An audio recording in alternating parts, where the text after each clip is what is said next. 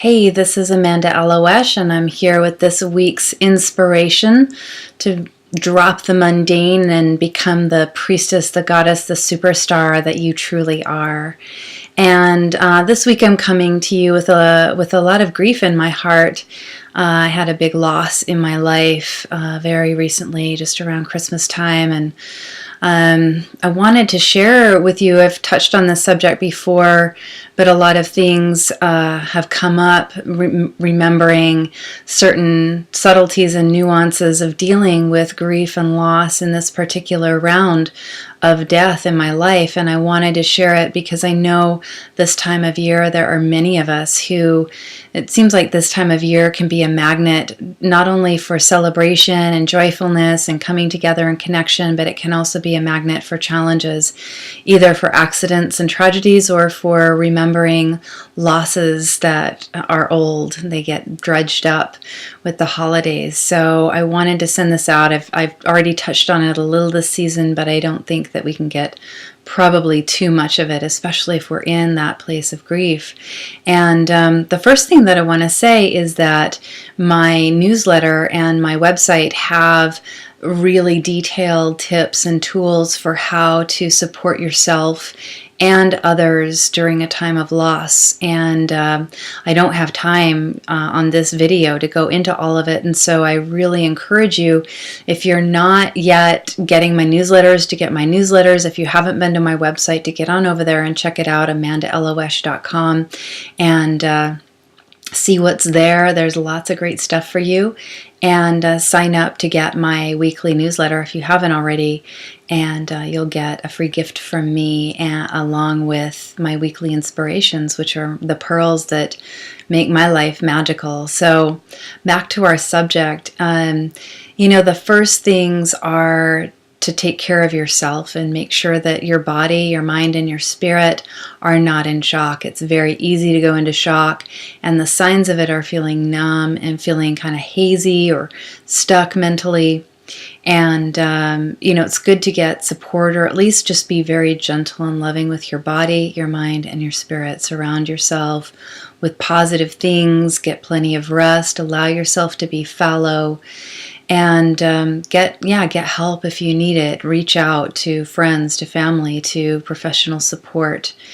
And mostly I wanted to touch on how to be there for other people, because first of all, I have done a lot on dealing with grief and loss in ourselves and how to turn it into beauty and praise, and allow it to be a time of opening ourselves to Source and allowing, even though it can be painful, there's a beauty in it, and there's a closeness with spirit that's possible during these times of loss that aren't really available any other time, because we're not usually that willing to let ourselves be that tender and open and raw. So this is actually a really precious time when we go through unexpected loss and grieving, to allow the divine into those places that are in pain, to let go of the pain and let the divine in.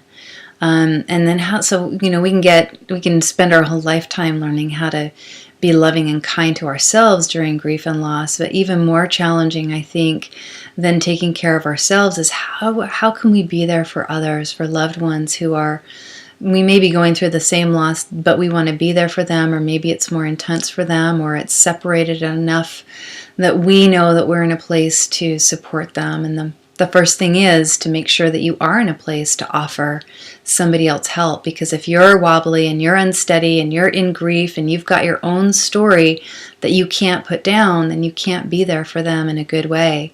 And coming in with your own emotions and projections and judgments and assumptions and advice, if it's not asked for, and then it can be actually way more stressful and not at all feel like support.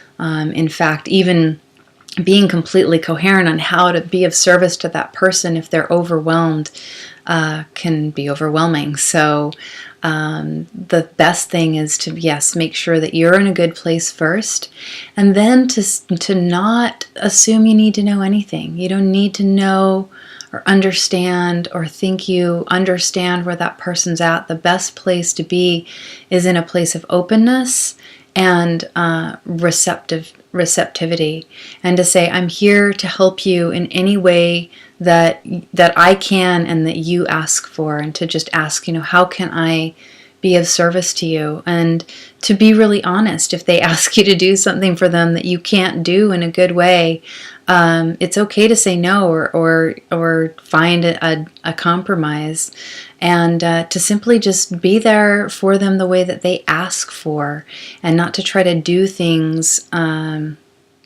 for them unless it's an obvious need that your heart knows the way. There's this saying amongst me and my friends is we only want helpful help.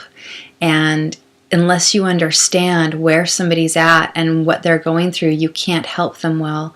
And so to take a moment to understand where they're at. Maybe they're in a really good space, and you showing up with your sad story and assumption might make it heavier than it needs to be in their confusion and shock, instead of moving towards being grateful and in the beauty and the tender presence of the divine. Your negativity may pull them out of the ability to do that. So be cautious of that. Just be there to understand where they're at and what they need, and to honor both you and them in stepping into service in that way. And so I'm going to leave it right there, but to just know that there are so many resources and tools available to you, many of them through my letters, through my website, and personally, I'm available personally to support you through hard times. It's my specialty.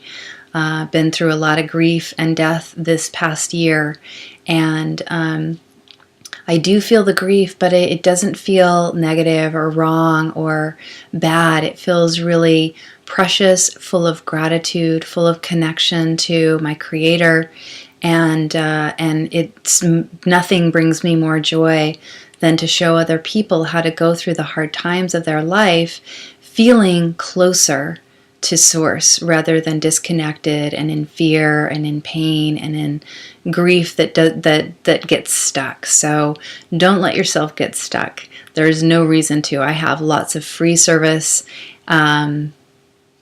available to you, free wisdom, and I'm available for one-on-one support as well. So let me know how I can help you out. If you know others who are grieving right now, please forward on this video. If it's via newsletter, forward on the newsletter. Again, if you're not getting the newsletters and this is helpful, sign up.